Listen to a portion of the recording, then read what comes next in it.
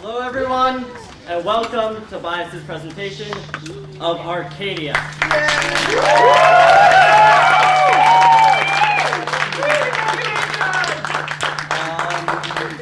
The play is approximately 2 hours long. There will be a 15-minute intermission when the lights go on. I'd like to remind you all to turn off your phones, and yeah, that's about it. Enjoy the show.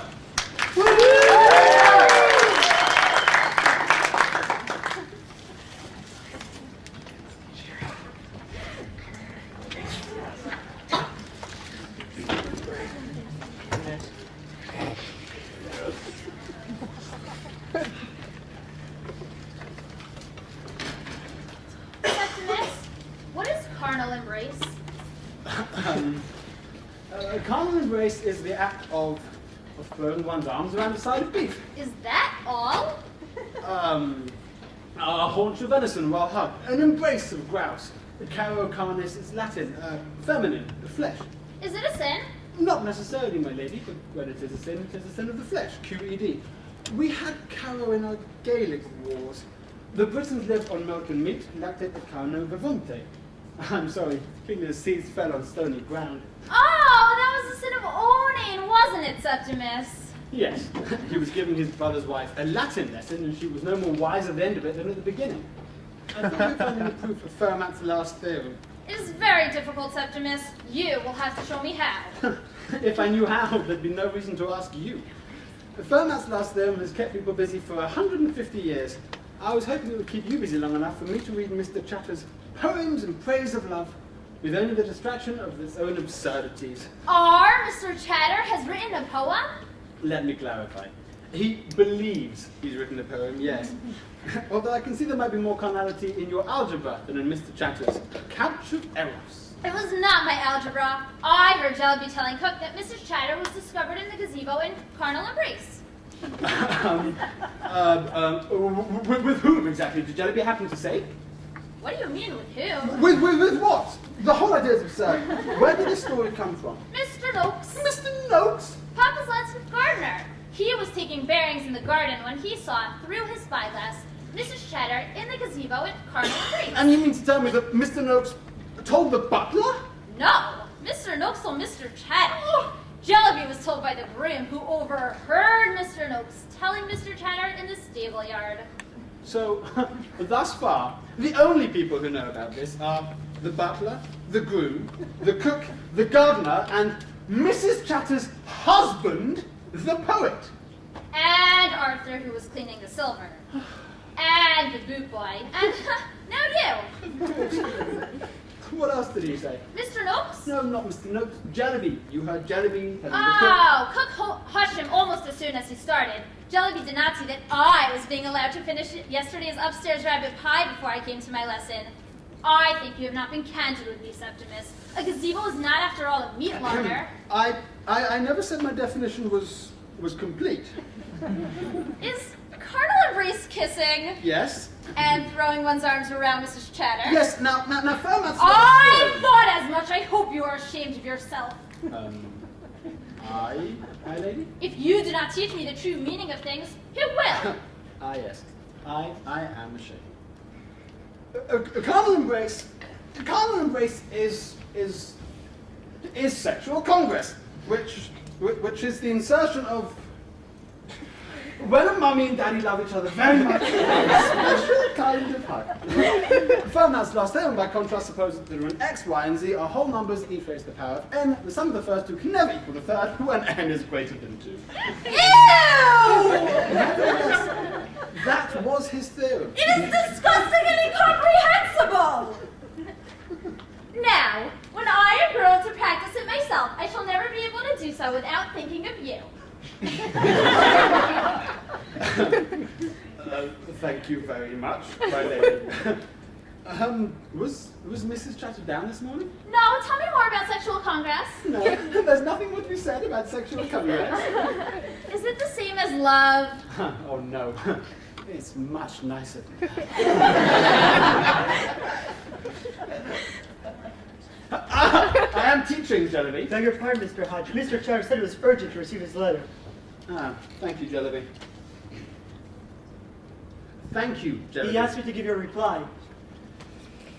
Well, you can tell Mr. Chatter that as is my tradition and my duty to his lordship, I'll be engaged until 11:45 in the education of his daughter. When I'm done, and if Mr. Chatter is still here, then I shall wait upon him in the gun room. Thank you. I will say so, sir. Jollibee, what is for dinner? Boiled almond cabbages, my lady, and a rice pudding. Oh, goody. Well, so much from Mr. Noakes. He puts himself forward as a gentleman, as a philosopher of the picturesque, as a visionary who can move mountains and cause lakes. But in the true scheme of the garden, he is but the serpent. When you stir your rice pudding, Septimus, the spoonful of jam spreads itself round, making trails like the picture of a meteor in my astronomical atlas.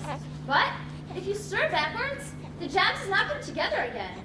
Indeed, the pudding does not notice and continues to turn pink. Do you think this is odd? Nope. Well, I do. You cannot stir things apart.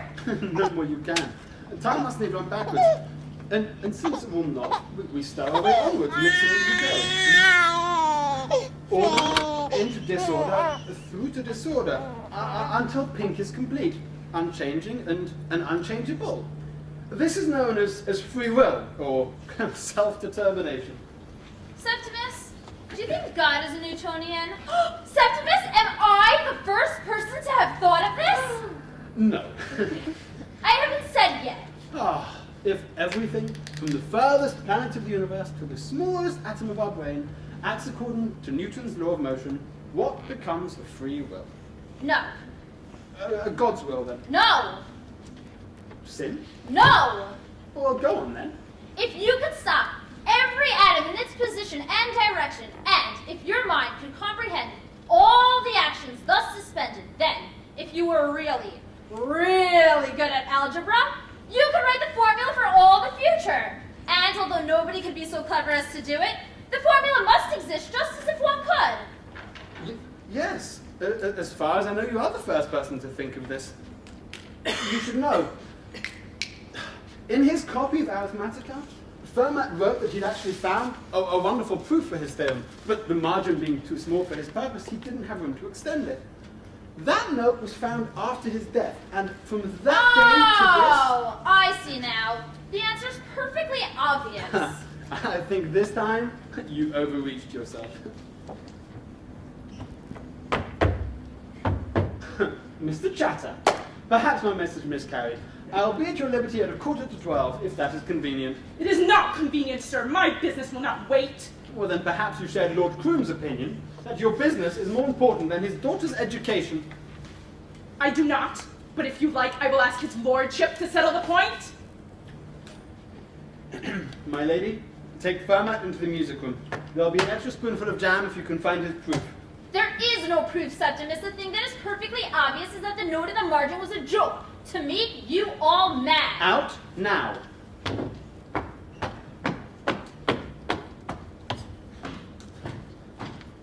Now, sir, what is this business that cannot wait? I think you know it, sir. You have insulted my wife. Insulted her? That would deny my nature, my conduct, and the admiration in which I hold Mrs. Chatter. I have heard of your admiration, sir. You insulted my wife in the gazebo yesterday evening. You're mistaken. I made love to your wife in the gazebo. I dare say she asked me to meet her there. If you want, I can find her note. I've got it somewhere. And if somebody is putting out that I did not turn up, by God, sir, that is slander. You damn lecher! You would drag down the lady's reputation to make a refuge for your own cowardice. This will not do. I'm calling you out. Chatter, my dear friend. You dare call me that? I demand satisfaction. First, Mrs. Chatter demanded satisfaction, and now you're demanding satisfaction. I cannot spend my time, day and night, satisfying the whims of the Chatter family. And as for your wife's reputation, it stands now wherever it stood. You blackguard! I assure you, Mrs. Chatter is a wonderful woman with a pleasing voice and a dainty step. She has all the qualities that a man desires of her sex. And yet, her chief renown is for being the easiest bonk this side of Bristol. Damn you, Hodge! I will not listen to this! Will you fight or not? Not. There's no more than one or two poets of the first rank now living. I would not show one of them dead over a perpendicular poke in the gazebo with a woman whose reputation could not be adequately defended by a platoon of musketry deployed by a rota.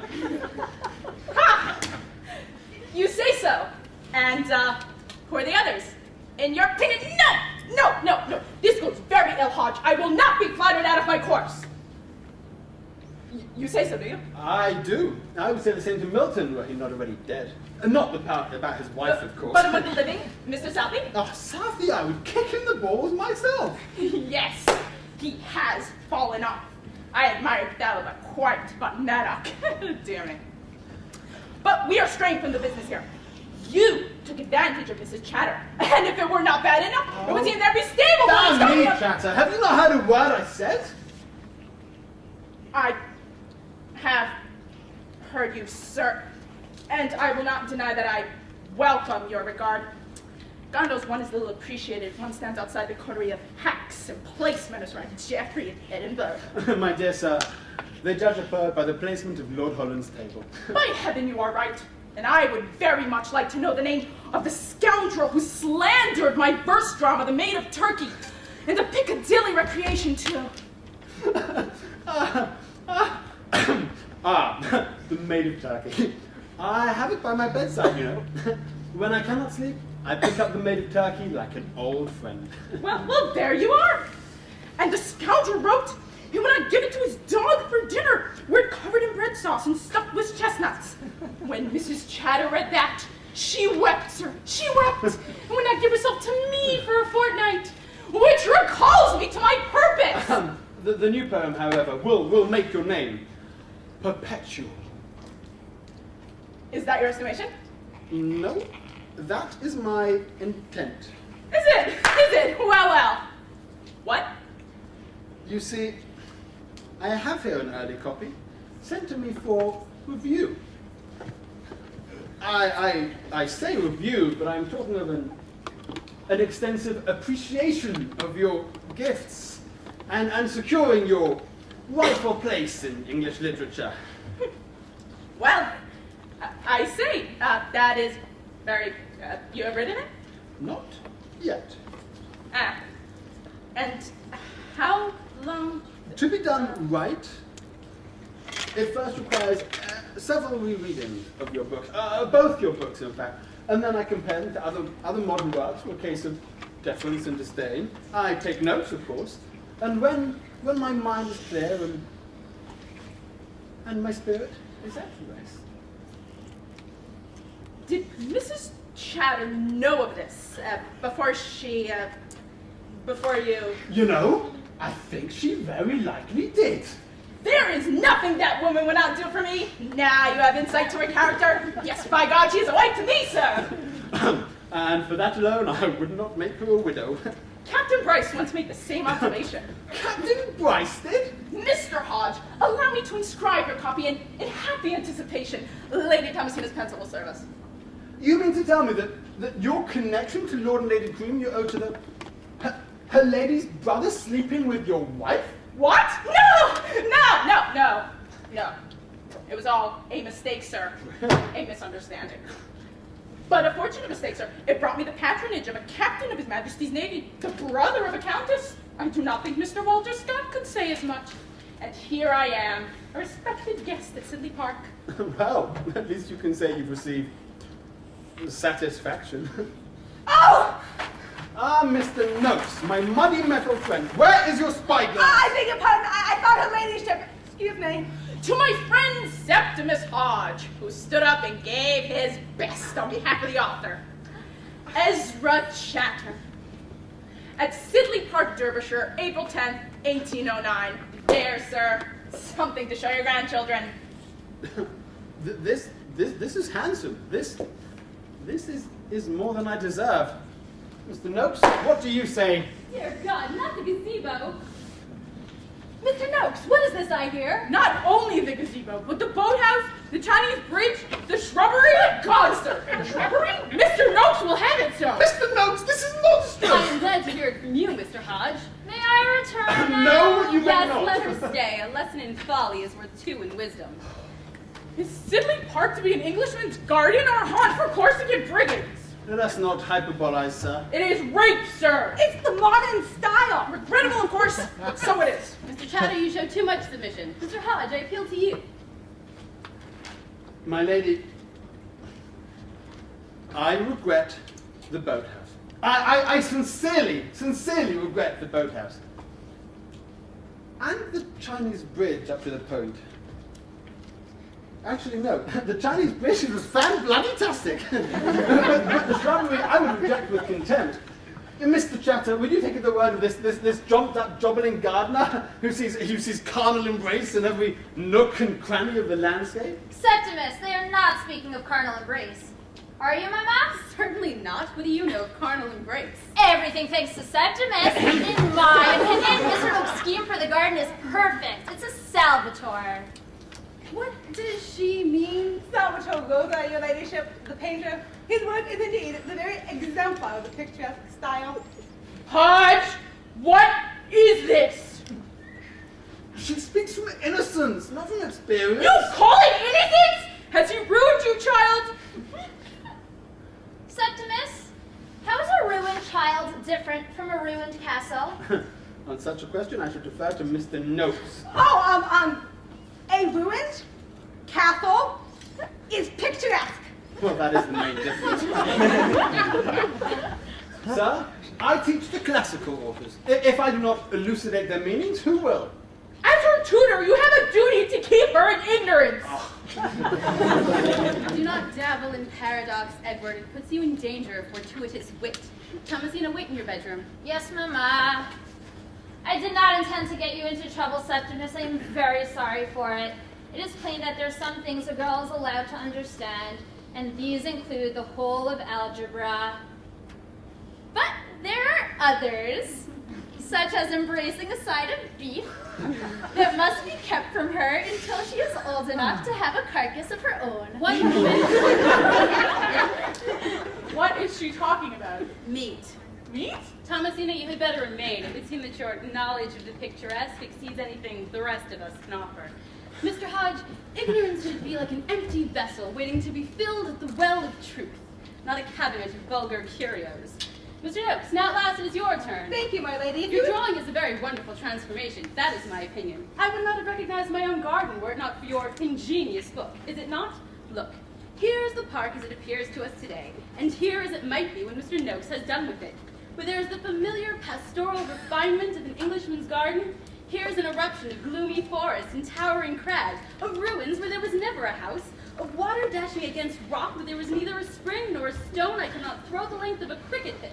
My hyacinth dell has become a haunt for hobgoblins. My Chinese bridge, which, I am assured, is superior to the one at Kew, and for all I know at Peking, is usurped by a fallen obelisk overgrown with briars. Lord Little has one very similar. I cannot relieve Lord Little's misfortunes by adding to my own. Pray, what is this rustic hovel that presumes to superpose itself on my gazebo? That, madam, is the hermitage. I am bewildered.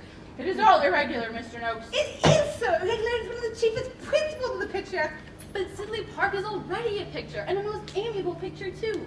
The slopes are green and gentle. The trees are companionably grouped at intervals that show them to advantage. The rill is a serpentine ribbon, unwound from a lake, peaceably contained by meadows on which the right amount of sheep are tastefully arranged. In short, it is nature as God intended it. And I can say with the painter, et in Arcadia ego.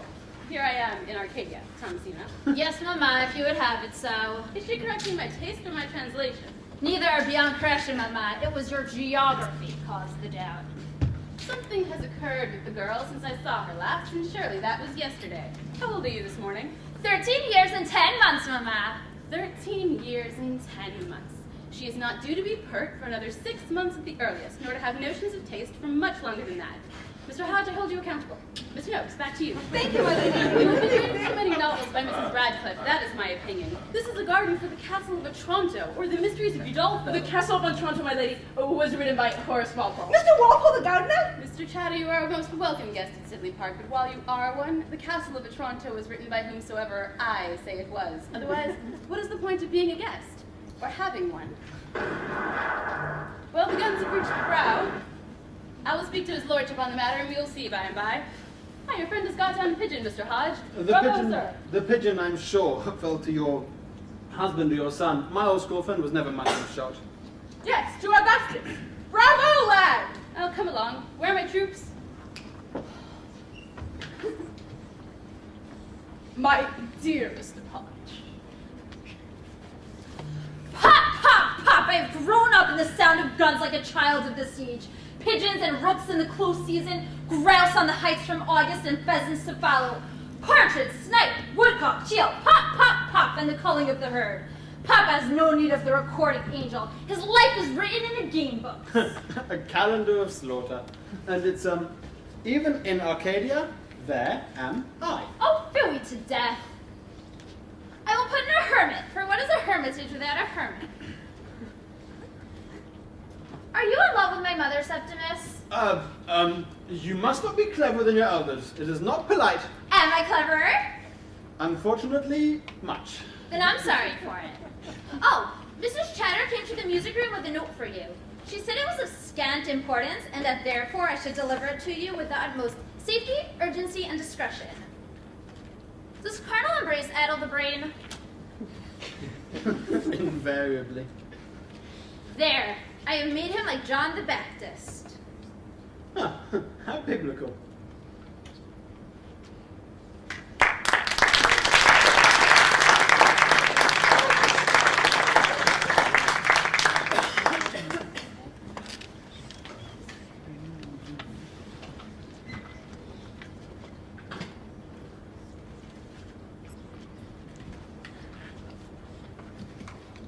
Oh, well, she was here.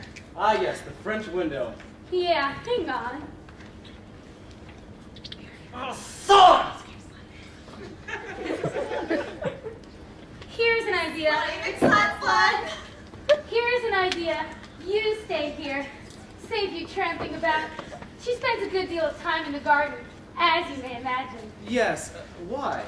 Well, she's writing a history of the garden, didn't you know? No, I knew she was working on the Croom papers, but... Well, it's not exactly a history of the garden either.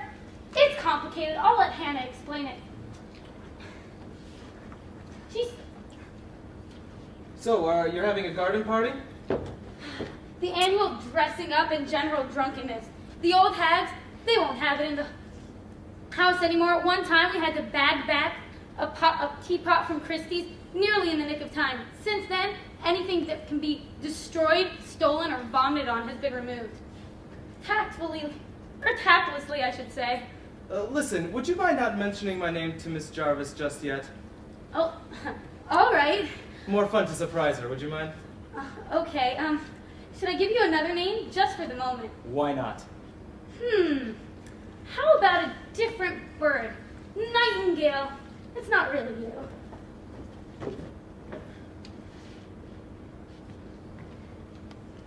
Hello.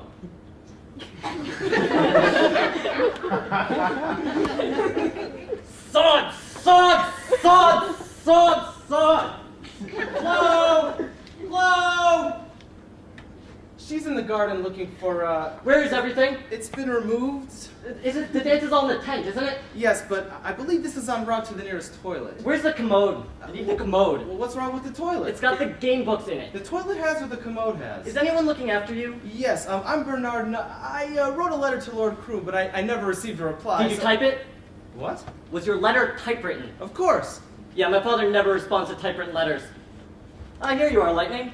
Well, I telephoned yesterday, and I believe I spoke to you. Yeah, you're giving a talk about someone. You want to ask Hannah something? Yes, as it happens, I'm hoping Miss Jarvis will look kindly upon me. Huh, I doubt that. Ah, you know about research. I know Hannah. Well, has she been here long? Well in possession, I'm afraid. My mother had read her book, you see. Have you? No. Oh, yes, her book, yes. Yeah, anyway, she's terrifically pleased with herself. Well, I dare say if I wrote a bestseller. No, for reading it. My mother basically just reads gardening books. Yes, I see. Well, then she must be very happy to have Hannah Jarvis working on a book about her garden. Actually, it's about hermits. It's all right, Gus, I'm coming. I'm gonna take Lightning for his run now. Actually, you know, we met before a few years ago at Sussex. Perhaps you remember the paper? No. Well, it seems that one of my colleagues believed he had found an unattributed short story to D.H. Lawrence, and he analyzed it on his home computer. Ringing any bells?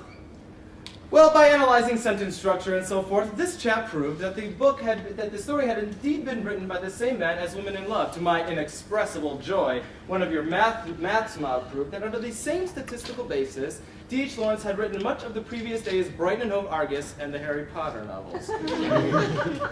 Yeah, anyway, here comes Hannah. I'll leave you guys to talk. By the way, is yours the red Mazda? Yes? Yeah, if you want a tip, I put it out of sight before my father comes back. We won't have anyone in the house with a Japanese car.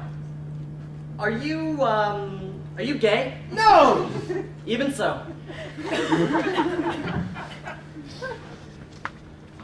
Mr. Peacock? Oh, Miss Jarvis, I was thrown for a moment. The photograph does not do you justice. Photograph? On the book. I'm sorry to have brought you indoors, but Lady Chloe kindly insisted... No matter, you would have muddied your shoes. How thoughtful, and how kind of you to spare me a moment of your time. Are you a journalist? No! I have been in the ha-ha, very squelchy. Ha-ha! What? A theory of mine. Ha-ha, not ha-ha. If you were strolling down the garden and the ground were to open up at your feet, you're going to go ha-ha! Or more likely, bloody hell, although I think old Murray was up the pole on that one. You know, in France, the term ha-ha is used to denote a strikingly ugly woman, something which is a far safer bet than for something that's to keep the cows off the lawn. Mr. Peacock, what can I do for you? Well, to begin with, you can call me Bernard, which is my name. Thank you. The book. The book is a revelation. To see Caroline Lamb through your eyes is like seeing her for the first time. I've never read her fiction, I'm ashamed to say, but you're right, it's wonderful stuff. Early 19th century is as much my period as any. You teach. Yes, and right, like you. Like we all do. Though I've never written anything which has sold quite as well as Caro. I don't teach. No, and all the more credit to you. To rehabilitate a forgotten writer, this is the true purpose for an English god. Not to teach? Good God, now let the brats sort it out for themselves. Anyway, many congratulations. I expect somebody will be bringing out Caroline's oeuvre now. Yes, I expect so. Wonderful. Bravo. Simply a document shedding reflected light on the character of Lord Byron. It's bound to be Bernard! You did say Bernard, didn't you? I did. I'm putting my shoes back on now. Going out again so soon? No, I'm going to kick you in the crotch. Right. Point taken. Ezra Chatter. Ezra Chatter? Born Twickenham, Middlesex, 1778, the author of two verse narratives, The Maid of Turkey, 1808, The Couch of Eros, 1809. Nothing is heard from him after that. He disappears completely from view. I see, and? Well, there's a Sidley Park connection. Here we go. To my friend Septimus Hodge, who stood up and gave his best on behalf of the author, Ezra Chatter, Sidley Park, Derbyshire, April 10th, 1809. I am in your hands. The Couch of Eros. Is it any good? Quite surprising. You think there's a book? No, perhaps a monograph for the Journal of English Studies. There's almost nothing on Chatter, not a word in the D&B, of course, but by then he'd been completely forgotten. Family? Zilch. There's only one other Chatter in the British Library database. Same period? Yes, but he wasn't a poet like our friend Ezra. He was a botanist who described a dwarf dahlia in Martinique and then died there after being bitten by a monkey. And Ezra Chatter? He gets two references, one for each book, and in each case a substantial review in the Piccadilly Recreation, a thrice-weekly folio sheet, but giving no personal details. And where was this? Private collection. I have a talk to give in London next week, and I think this Ezra Chatter is very interesting. So any information you could give me on him, or Septimus Hodge, Sidley Park, anything at all, I would be most grateful. Well, this is a new experience for me, a groveling academic. Oh, I say. Oh, but it is. All the academics who reviewed my book patronized it. Surely not. Surely yes. The Byron gang unzipped their flies and patronized all over it. Where is it you don't bother to teach about? Well, Sussex, actually. Sussex. Nightingale. 1,000 words in the Observer to see me off the premises with a pat on the bottom. You must know him. As I say, I am in your hands. Yes. Say please then. Please. Sit down. Thank you. How did you know I was here? Oh, I didn't. I spoke to the son on the phone, and he didn't mention you by name, and then, well, he forgot to mention me. Valentine. He's at Oxford, technically. Yes, I met him. Brideshead regurgitated. My fiancé. I'm gonna take a chance. You're lying. Well done, Bernard. He calls me his fiancé. Why? It's a joke. You turned him down? Please, Do I look like I could be the next Countess of... No, a freebie, the joke that consoles. My tortoise Lightning, my fiancée Hannah. Oh. Yes. You have a way about you, Bernard. I'm not sure I like it. So what does this Valentine do?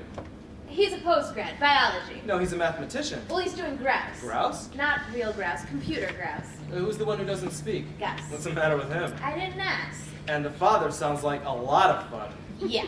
And the mother is the gardener. What exactly is going on here? What do you mean? Well, I nearly took her head off. She was standing in a trench at the time. Archaeology.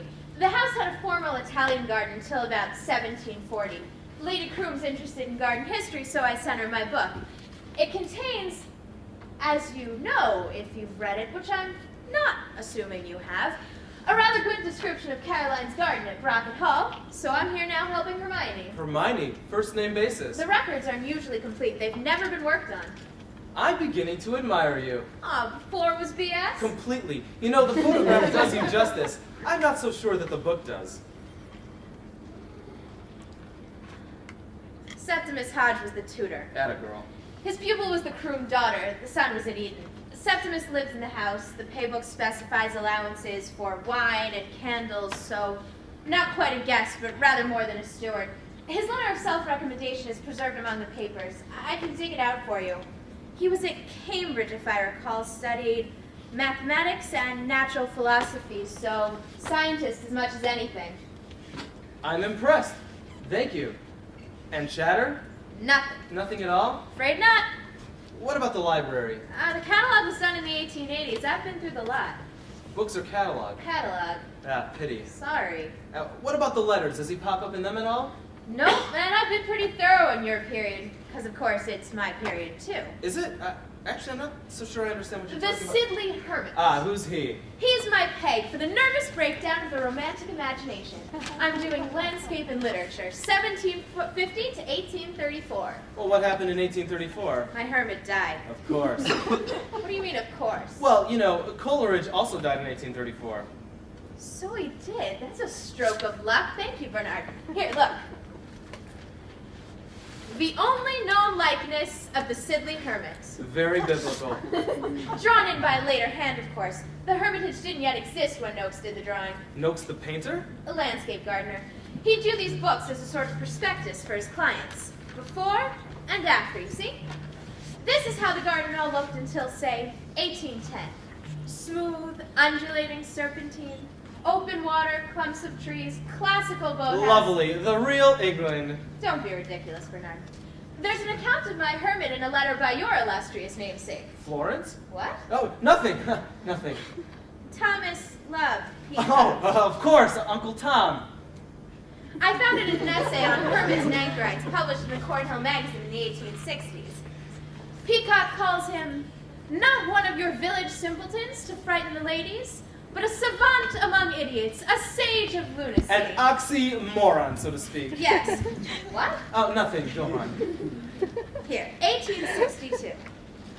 A letter we have seen by the author of Headlong Hall nearly 30 years ago tells of a visit to the Earl of Croom's estate, Sidley Park. Well, was the letter to Thackeray? I don't know. Does it matter? No, I guess not. Sorry. Only Okay. Thackeray edited the Cornhill until 63 when, as you know, he died. Right, His so- father had been with the East India Library where Peacock, of course, held the title of examiner. Yeah, so so if the essay were by Thackeray, then the paper... Sorry, go on. Anyway, The East so- India Library in Blackfriars has most of the Peacock letters, so it'd be very easy to... sorry, can I have a look? Yes, it's been topped and tailed, of course. It might be worth... Go on, I'm listening. Oh, it's Thackeray, all right. Unbearable. What were you saying? Are you always like this? Like what? Never mind. The point is, of course, the Crooms had the hermit under their noses for 20 years, so didn't think him worth remarking on. As I'm finding out, the Peacock letter's still the main source, unfortunately. When I saw this, it was one of those moments that tell you what your next book is going to be. The Hermit of Sidley Park was my Peg. epiphany. Ah, epiphany, that's it. The hermit was placed in the landscape, exactly as one might place a pottery gnome. And there he lived out his life, as a garden ornament. Did he do anything? Oh, he was very busy. When he died, they found the cottage stacked solid with paper. Hundreds of pages. Thousands. Peacock says he was suspected of genius. Turns out, of course, he was off his head. He covered every sheet with mathematical proofs that the world was coming to an end. It's perfect, isn't it? A perfect symbol, I mean. Perfect. Of what? The whole romantic sham, Bernard. It's what happened to the Enlightenment, isn't it? A century of intellectual rigor turned in on itself. A mind in chaos suspected of genius in a setting of cheap thrills and false emotion. The decline from thinking to feeling, you see? That's awfully good. No, that'll stand up. Thank you. Personally, I like the haha. Do you like Hedges? I don't like sentimentality. But the Hermit is very, very good. The genius of the place. That's my title. Of course. Of course what? Well, who was he when he wasn't being a symbol? I don't know. Aha. I mean, yes. Right. Well, what did they do with all that paper, does Peacock say? Made a bonfire. Pity. I still have Lady Croom's garden books to go through. Account books or journals? A bit of both. They're gaffy, but they span the period. And, any mention of Byron at all as a matter of interest? First edition of Childe Harold in the library and English bards, I think. And he doesn't pop up in the letters at all. Why should he? The Crooms don't pop up in his. Well, that's true, but Newstead isn't so far away. Listen, would you mind if I poked about a bit? Only the papers you've done with, of course. Are you looking into Chatter or Byron? Oh, don't mind me. I just came to pick up my shoes. How kind. Oh, there's tea in the pantry, if you don't mind. Thank you. Hannah will get it for you. Nice girl. Oh, really, what? Meant to say, don't mind if Daddy says something about your car, Mr. Nightingale. Oh, how was the surprise? Not yet, then. Oh, I'm sorry. I'll see about the tea. Oops. You absolute pig. Now see, there's a Byron connection, too. I don't care. You should. The Byron gang are going to get caught in their zippers on this one. Really? If we work together. On what? Sit down and I'll tell you. I'll stand for the moment. This copy of the Couch of Eros belonged to Lord Byron. It belonged to Septimus Hodge. Originally, yes, but it was in Byron's library, which was sold to pay off his debts when he left England for good in 1816. The sales slip is in the British Library database. Eros was lot 74A and was purchased by the bookseller and publisher John Nightingale of Opera Court, Pall Mall, whose name survives in the firm Nightingale and Matlock, the present Nightingale being my cousin. I'll just give you the details.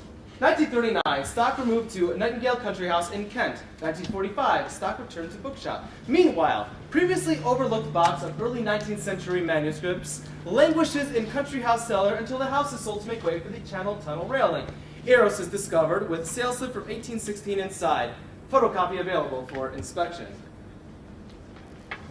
All right. So the book was in Byron's library. A number of passages have been underlined. All of them, and only them. No, look at me, please, when I'm speaking. Not the book.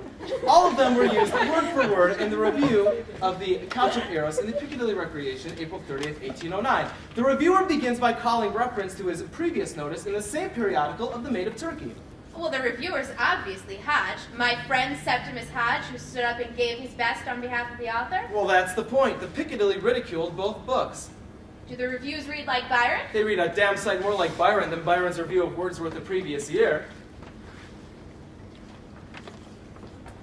But because of the tapes, 3 documents survived undisturbed. Yes, here we are. Sir, we have a matter to settle in private. I wait on you in the gun room, E. Chatter, Esquire. My husband has sent to town for pistols. Deny what cannot be proven for charity's sake. I keep my room this day unsigned. Sir, I call you a liar, a lecher, a slanderer in the press, and a thief of my honor. I wait on your arrangements for giving me satisfaction as a man and a poet. E. Chatter, Esquire, April 11th, 1809, Sidley Park, Derbyshire. You know the rest. Superb, but inconclusive. The book had 7 years to find its way into Byron's possession. It doesn't connect Byron with Chatter, or with Sidley Park, or with Septimus Hodge for that matter. And furthermore, there's nothing to suggest that there's no hint in Byron's letters that that kind of scrape is the last thing he would have kept quiet about. Scrape? He would have made a comic turn of it. Comic turn, fiddlesticks. He killed Chatter. Ha! Chatter was 31 years old, the author of 2 books, The Couch of Eros and The Maid of Turkey. Nothing is heard from him after April 10th, 1809, and Lord Byron. Lord Byron had just published his satire, English Bards and Scotch Reviewers, and he was just getting a name for himself, and yet he set sail abroad as soon as he could find a ship and stayed there for 2 years. Hannah, this is fame. Somewhere in the crew papers there will be something. There isn't. I've looked. Yes, but you were looking for something else. It's not going to jump out at you like Lord Byron remarked wittily at breakfast. Nevertheless, his presence would be unlikely to have gone unremarked. There's nothing to suggest that Byron was ever here, and I don't believe he was. Well, at least let me have a look around. You'll queer my pitch. Dear girl, I know how to handle myself. And don't call me dear girl. If I find anything on Byron, or Chatter, or Septimus Hodge for that matter, I'll send it on. Nightingale, Sussex. Thank you. Listen, sorry about that business with my name, by the way. Don't mention it. What was Septimus Hodge's college? Trinity. Trinity? Yes, Bernard, Byron's old college. How old was Septimus Hodge? A year or two older than Byron, 22. Contemporaries at Trinity? Yes, Bernard, and no doubt they were both in the cricket 11 when Harrow played Eton at Lord's. You mean to tell me that Lord Byron and Septimus Hodge were at Trinity at the same time? Well, yeah, they must have been, as a matter of fact. Well, you silly cow! Whoa! I have to go see about my car. Going to hide it? Hide it? I'm going to sell it. Is there a pub I could put up at in the village? Aren't you all glad I'm here? He said he knew you. He couldn't have. Well, perhaps not. He said he wanted it to be a surprise. I guess that's different. I thought there was a lot of sexual tension there, didn't you? What? No! Bouncing on his feet, you know, a sure sign. Should I invite him for you? To what? No! You're right. You invite him. That's better. Stop it. Thank you for the tea. If you don't want him, I'll have him. Is he married? I have no idea. Shouldn't you have a pony? I'm only trying to fix you up, Hannah. Believe me, it gets less important. I mean, for the dancing, he can come as Beau Brummel. I'm not dressing up and I don't want a dancing partner. Least of all, Mr. Nightingale. I don't dance. Well, don't be such a prune. You were kissing him anyway. He was kissing me and only out of general enthusiasm. Okay. Don't say I didn't give you first dibs. Anyway, my genius brother, he'll be much relieved. He's in love with you, you know. That's a joke. Well, it isn't to him. Not even a joke. How can you be so ridiculous? That's what have you got?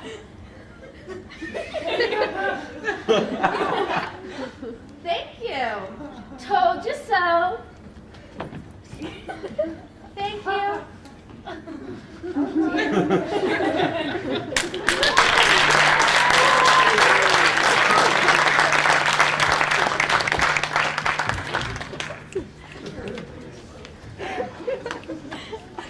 David. Sir?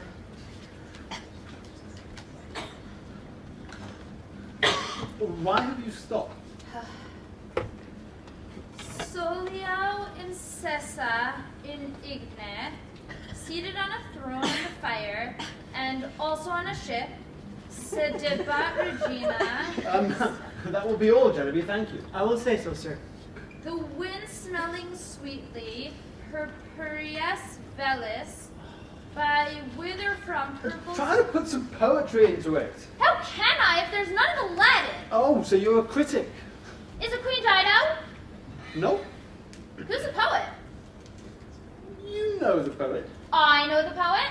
It's not a Roman. Mr. Chatter. Lord Chatter, if you please. Mom is in love with Lord Byron. Not Mr. Chatter. Yes, nonsense. It is not nonsense. I saw them together in the gazebo. Lord Byron was reading to her from his satire. Mamma was laughing with her head in her best position. Well, she did not understand the satire. She was shown politeness to a guest. She's vexed with Papa for his determination to alter the garden, but that alone cannot account for her politeness to a guest. She came downstairs hours before her custom. Lord Byron was amusing at breakfast. He paid you a tribute, Septimus. Oh, did he now? He said you are an amusing fellow, and he had by heart an article you wrote about, well, I forget what, but it concerned a book called The Maid of Turkey, and you would not give it to your dog for dinner. Mr. Chatter was at breakfast, was he? He was, unlike certain lazy bones. Well, he didn't have Latin to set, and mathematics to correct. Correct? What was incorrect? Alpha minus P! What is a minus for? To do more than was asked. You didn't like my discovery? Please, a fancy is not a discovery. And a jive is not a rebuttal. You're churlish with me because my ma's paying attention to your friend. Well, let them alone. They cannot turn back the advancement of knowledge. I think it is an excellent discovery. Each week, I plot your equations dot for dot, x's against y's in all manner of algebraic relation. And each week, they plot themselves as commonplace geometry, as if the world of forms were nothing but arcs and angles. Gosh, choose Septimus. If there is an equation for a curve like a bell, there must be one for a blue bell. And if a blue bell, why not a rose? Do we believe nature is written in numbers? We do? Then why do your equations only describe the shapes of manufacture? I don't know. And thus, God could only make a cabinet. Well, he has a plethora of equations. They with the infinities, but we cannot follow them. Oh, what a faint heart. We must work outward from the middle of the maze. I will start with something simple. Oh, I will plot this leaf and deduce its equation. You will be famous for being my tutor when Lord Byron is dead and forgotten. Not now. Back to Cleopatra. Is it Cleopatra? I hate Cleopatra. You hate her? Why? Everything is turned to love with her. New love, absent love, lost love. I never knew a heroine that makes such noodles of our sex. All it needs is a Roman general to drop anchor outside the window, and away goes the empire like a christening mug into a pawn shop. If Queen Elizabeth had been a Ptolemite, history would have been quite different. We would be admiring the pyramids of Rome and the great Sphinx of Verona. Oh, God save us. But instead, the Egyptian noodle made carnal embrace with the enemy, who burned the great library of Alexandria without so much for a fine for all that is overdue. Oh, Septimus, do you bear it? All the lost plays of the Athenians, 200 at least by Sophocles, Aeschylus, Euripides, thousands of poems, Aristotle's own library brought to Egypt by the noodle's ancestors. How can we sleep for grief? By counting our stock. 7 plays from Sophocles, 7 from Aeschylus, and 19 from Euripides, my lady. We should no more grieve for the rest than a bucket lost from your first shoe, or your math book, which will be lost when you are old. We are like travellers on the march, and what we drop will be picked up by those that come behind us. You do not suppose, my lady, that if all of Archimedes was hiding in the great library of Alexandria, would be at lost today for a corkscrew? I have no doubt that the improved new Cummins steam engine that puts Mr. Noakes in such a state of ecstasy that he and it should all coincide would be described on papyrus. Steam and brass were not invented in Glasgow, my lady.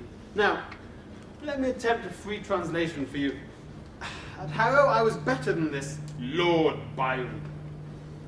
Ah, yes. The barge she sat on, like a burnished throne, burned on the wall. Hey, I know what this is!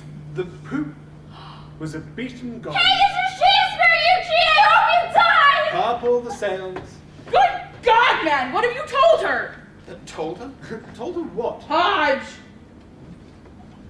Oh, Mr. Chatter. Please, don't hang back. Do come in, sir. Oh, but... Captain Bryce does me the honor. What I mean to say, sir, anything you have to say to me, sir, address yourself to Captain Bryce. Okay. Very odd. Your wife did not appear last night, sir. I trust she is not sick. My wife? I have no wife. What the devil do you mean, sir? I don't understand the scheme, Chatter. Who do I speak when I wish to address myself to Captain Bryce? Oh, slippery, Hodge, slippery. And another thing, Chatter? Sorry. Another thing, Chatter? Somebody has taken to writing wild and whirling letters in your name. I received one not half an hour ago. Mr. Hodge, look to your honor, sir. If you cannot attend me without this foolery, then nominate your second who might settle this business as between gentlemen. No doubt your friend Byron would do you the service. I'm sure he would do me the service. Sir, I repent your injury. You are an honest fellow with no more malice in you than poetry. Ha! Well, that is more the thing. Is he apologizing? There is still the injury to his conjugal property. Mrs. Chatter... Oh, tush, sir. As you will, her tush. Nevertheless... Absolutely found. Mr. Chatter, this will please you very much. Lord Byron begs a copy of your new book. He dies to read it and intends to include it in the second edition of his English Bards and Scotch Reviewers. English Bards and Scotch Reviewers, your ladyship, is a dog aimed at Lord Byron's seniors and betters. If he intends to include me, he intends to insult me. Well, of course he does, Mr. Chatter. Would you rather be thought not worth insulting? You should be proud to be in the company of Rogers, Moore, Wordsworth. Ah, the Count of Arrows. That is my copy, madam. So much the better. What are our friends' books for, if not to be borrowed? You must speak to your friend, Mr. Hodge, and put him out of his affectation of pretending to quit us. I will not have it.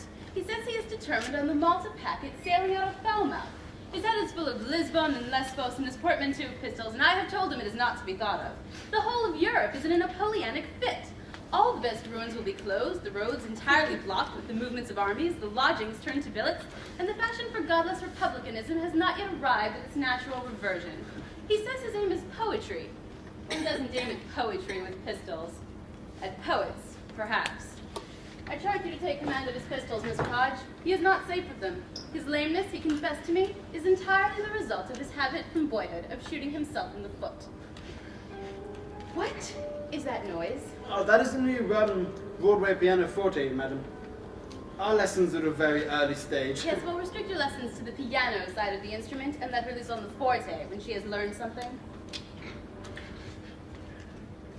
If that was not God speaking through Lady Croom, he never spoke through anyone. Take command of Lord Byron's pistols. You hear, Mr. Chatter, sir? How will you answer him? Oh, by killing him. I'm tired of him. What? Ah! Oh, damn your soul, Chatter! I would have stayed a lawyer, and Virgin a farmer had they known the bathos to which love would descend in your sporty satires and noodle nymphs. I am at your service with half-ounce bullet in the brain. May I satisfy you? Behind the boathouse at dawn. Shall we say 5 o'clock? Oh. And have no fear for Mrs. Chatter, sir. She will not run for anything while Captain Bryce has a penny in his pocket. He told her so himself. You lie, sir! No, sir. Mrs. Chatter, perhaps. You lie, or you will answer to me! Oh, very well. I can fit you in at 5 minutes past 5. And then it's off to the Malta packet sailing out of Falmouth. You two will be dead. My penrose schoolfriend will remain to tutor Lady Thomasina. And I trust everybody, including Lady Croom, will be satisfied.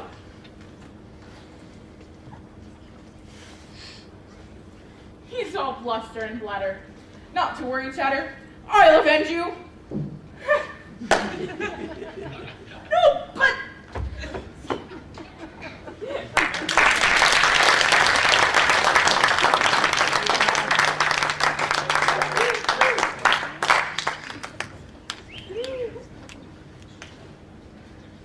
I, Thomasina Coverley, have discovered a truly wonderful method whereby all the forms of nature must give up their numerical secrets and draw themselves through number alone.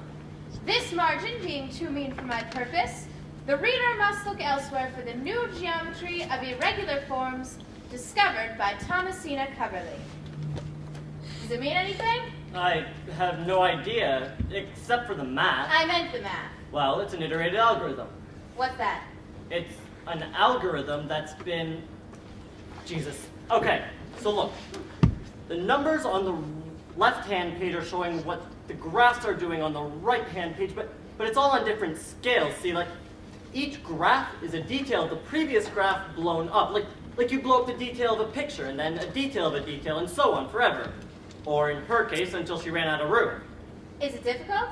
Well, the math isn't difficult. It's what you did in school. You have some x and y equation. Any value for x gives you a value for y. You take your next value for x, and after you've done that a few times, you join up your dots, and that's a graph of your equation. And that's what she's doing. No. Not exactly. Not at all. What she's doing is every time she works out a value for y, she uses that as her next value for x. Like a feedback. She's feeding the solution back into the equation and then solving it again. And that's surprising. It is a bit. It's the technique I'm using on my grouse numbers and hasn't been around much longer than, say, 40 years. So why would she be doing it? I have no idea. Weren't you doing the hermit? I am. I mean, I still am. Bernard, oh, damn him. Thomasina's tutor turns out to have interesting connections. Bernard's going through the library like a bloodhound. The portfolio was in a cupboard. Yeah, we got tons of this old stuff around. Gus loves going through it. The math primer she was using belonged to the tutor. He wrote his name in it. Septimus Hodge. Why were these things saved, do you think? Why should there be a reason? And the diagram, what's that? How should I know? Why are you cranky? I'm not cranky. Okay, look. When this Thomasina was doing math, it had been the same math for a couple of 1,000 years. And for a century after Thomasina, it was classical. But then math kind of left the real world behind, like modern art, really. Math was classical. Math was suddenly Picasso's. But now nature is having the last laugh. The freaky stuff is turning out to be the mathematics of the natural world. This feedback thing? For example. So, could Thomasina have... Of course she bloody couldn't. All right, you're not cranky. What do you mean you're doing the same thing she's doing? What are you doing? Okay, so I'm doing it from the other direction. She started with an equation and she turned it into a graph. I have a graph, real data, and I'm trying to find the equation that would give you that graph if you used it the same way she used hers. Iterated it. What for? It's how you look at population changes in biology. Goldfish in a pond, say. This year there are X goldfish, next year there will be Y goldfish. Some get born, some get eaten by herons, whatever. Doesn't matter. Nature manipulates the X and turns it into Y, and then Y is your starting population for next year, just like Thomasina. The question is, what is being done to X? What is that manipulation? Whatever it is, it can be written down as math. It's called an algorithm. Well, it can't be the same every year. The details change. It's not nature in a box, but it turns out you don't need to know the details. When everything is put together, it turns out the population is obeying a mathematical rule. The goldfish are. Yes. No, it's not about the behavior of goldfish, it's about the behavior of numbers. This thing works for anything that eats its own numbers. Rainfall averages, cotton prices, measles epidemics, it's a phenomenon in itself. And it works for grouse. I don't know. I mean, it does undoubtedly, but it's harder to show with grouse. There's more noise. Noise? Distractions, distortions, interference. There's 1,000 acres of moorland back there that always had grouse on it until, say, 1930. But nobody counted the grouse, they just shot them. So, you count the grouse they shot. But burning the heather interferes and improves the food supply. A good year for foxes interferes in the other direction, they eat the chicks. I mean, it's all very, very noisy out there, hard to spot the tune. Like a piano in the next room. It's playing your song, but unfortunately, some of the strings are missing and it's out of whack and the pianist is tone deaf and a little bit drunk. So what do? You try to pick it out of the noise. You try this, you try that, you put in some notes that were missing or not quite the right notes, and little by little, da-dee-dum-dum, dear Valentine, dum-dee-dum-dum to you, lost algorithm. I see, and then what? And then I publish. Of course. Very good. That's the theory anyway. Grouse are bastards compared to goldfish. So why'd you choose them? The game books, my true inheritance. 200 years of real data on a plate. Somebody wrote down everything that was shot? Yeah, that's what a game book is. I'm only using from 1870, of course, when butts and beaters came in. Wait, so you mean the game books go back to Thomasina's time? Sure, further. Huh. No, I promise you. Not a schoolgirl living in a country house in Derbyshire in 18-something. Then what was she doing? Nothing she understood, playing with numbers. She must have been doing something. She was doodling. Monkey at a typewriter. Yes. Well, a piano. A method whereby all the forms of nature must give up their numerical secrets and draw themselves through number alone. This feedback thing, is it a way of making pictures of forms in nature? Just tell me if it is or isn't. To me, it is. Pictures of growth, change, turbulence. It's not a way of drawing a goddamn tortoise. Okay, sorry. So you couldn't make a picture of this leaf by iterating, what's it? Yeah, you could do that. Well, tell me, honestly, I could kill you. If you knew the algorithm and you fed it back, say, 10,000 times, every time there would be a dot somewhere on your screen. You never know where to expect the next dot, but gradually you'd start to see this shape because every dot would be within the shape of the leaf. It wouldn't be a leaf. It would be a mathematical object. What is he playing? I don't know, he makes it up. Chloe calls him genius. Yeah, that's what my mother calls him. Only she means it. Did he ever speak? Yeah, until he was 5. You never asked him about him before. You get high marks here for good breeding. Yes, well, I've always been given credit for my unconcern. English bards and Scotch reviewers, a penciled superscription. Listen. O harbinger of sleep who missed the press and hoped his drone might thus escape redress, the wretched chatterbard of Eros couch for his narcotic, let my pencil vouch. You see, you have to turn over every page. Is it his handwriting? Oh, come on! Apparently not. Christ, what do you want? Proof! Wait, right, what are you guys talking about? Proof. You'd have to be there, you cly. I say, you're speaking to my fiancée. Especially when I have a present for you. Lady Croom, writing from London to her husband. Her brother, Captain Bryce, married a Mrs. Chatter. In other words, one might assume, a widow. I told you she was dead. Let's see, what year? 1810. Oh my God, well done, Hannah. Are you gonna tell me it's a different Mrs. Chatter? Nope, note the first name. Charity. Charity. Deny what cannot be proven for charity's sake. You see, they scribbled it. They wrote it down on paper. It was their diversion, their employment. Paper is what they had, and there will be more. We just need to find it. Such passion, it's moving. The aristocratic friend of the tutor, under the same roof as the poor sod whose book he savaged. The first thing he does is seduce Mrs. Chatter. All is found out. There's a duel. Chatter dead, Byron fled. P.S. Guess what? Her ladyship's brother married the widow. Do you think nobody wrote anything about it? It dropped from sight, but we will write it again. You can, Bernard. I'm not going to take any credit. Well, that's very fair. Generous, even. Prudent. Chatter could have died of anything, anywhere. But he fought a duel with Byron. You haven't established it was fought. You haven't established it was Byron. For God's sakes, Bernard, you haven't even established Byron was here. I'll tell you your problem. No guts. Really? By which I mean a visceral belief in yourself, the part of you which doesn't reason, the certainty for which there is no back reference, because time is reversed. Tock-tick goes the universe and then recovers itself, but it's enough. You all were there and you bloody knew. Are you guys talking about Lord Byron the poet? No, you idiot. We're talking about Lord Byron the accountant. Well, he was here, all right, the poet. What? How do you know? He's in a game book someplace. I think he shot a hare. I read through the whole lot once when I had the month. There's some really interesting people in there, actually. Where's the book? It's not one I'm using, of course. It's too early. 1809. They've always been in the commode. You can ask Chloe. Chloe! Can I keep this? Yeah, sure. Trying to work out this diagram. What I don't understand is why nobody did this feedback thing before. It's not relativity. You don't have to be Einstein. You couldn't see the look before. I mean, the electronic calculator was for math, but the telescope was for Galileo. The calculator?